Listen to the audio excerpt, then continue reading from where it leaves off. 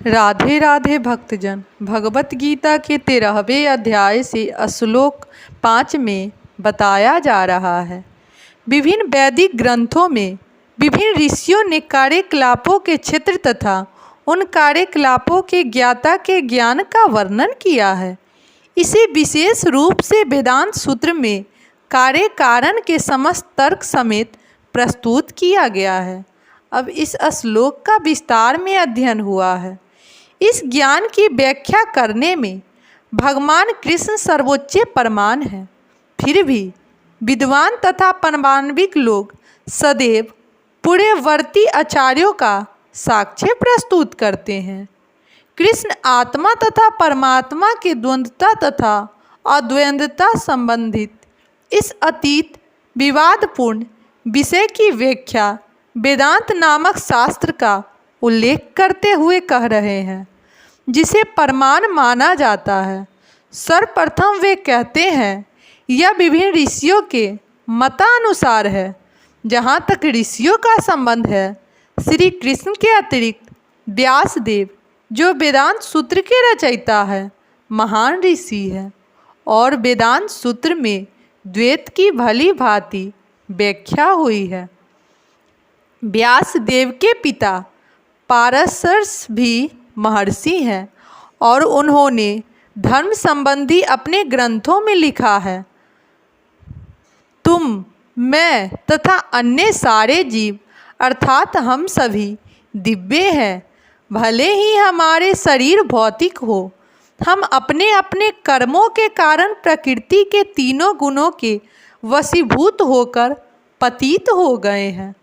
फलतः कुछ लोग उच्चतर धरातल पर हैं और कुछ निम्नतम धरातल पर हैं। ये उच्चतर तथा निम्नतम धरातल अज्ञान के कारण हैं और अंतः जीव के रूप में प्रकट हो रहे हैं, किंतु परमात्मा जो अच्युत है, तीनों गुणों से अदूषित हैं और दिव्य हैं। इसी प्रकार मूल वेदों में विशेषतया कठोर उपनिषद में आत्मा, परमात्मा तथा शरीर का अंतर बताया गया है। इसके अतिरिक्त अनेक महर्षियों ने इसकी व्याख्या की है, जिनमें पराशर्स प्रमुख माने जाते हैं। छंदो शब्द विभिन्न वैदिक ग्रंथों का सूचक है। उदाहरण, तैत्तिरीय उपनिषद, जो यजुर्वेद की एक शाखा है, प्रकृति, जीव तथा भगवान के विषय में वर्णन करती है। जैसे कि पहले कहा जा चुका है, क्षेत्र का अर्थ कर्म क्षेत्र है। क्षेत्रज्ञ की दो कोटियाँ हैं, जीव आत्मा तथा परम पुरुष, जैसा कि 33वें उपनिषद में कहा गया है। भगवान की शक्ति का प्रकट्य अंतरमय रूप में होता है, जिसका अर्थ है अस्तित्व के लिए भोजन, मतलब अन्न पर निर्भर करता है। यह ब्रह्म की भौतिकवादी अनुभूति है। अन्न में परम सत्य की अनुभूति करने के शाश्वत फिर प्रामाण्यमय रूप से मनुष्य सजीव लक्षणों का या जीवन रूपों में परम सत्य की अनुभूति करता है। ज्ञानमय रूप में यह अनुभूति सजीव लक्षणों से आगे बढ़कर चिंतन, अनुभव तथा आकांक्षा तक पहुँचती है। तब ब्रह्म की उच्चतर अनुभूति होती है, जिसे विज्ञानमय रूप कहते हैं, जिसमें जीव के मन तथा जीवन के लक्षणों को जीव से भिन्न समझा जाता है। इसके शाश्वत परम अवस्था आती है, जो आनंदमय है, अर्थात सर्व आनंदमय प्रकृति की अनुभूति है। इस प्रकार से ब्रह्म अनुभूति की 5 अवस्थाएं हैं, जिन्हें ब्रह्मपुच्छ कहा जाता है।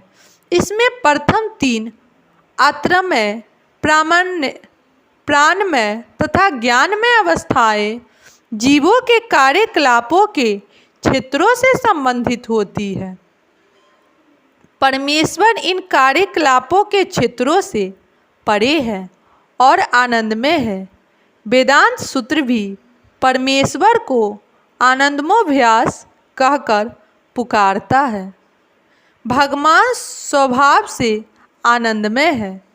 अपने दिव्य आनंद को भोगने के लिए वे विज्ञानमय, प्राणमय, ज्ञानमय तथा अंतरमय रूपों में विस्तार करते हैं।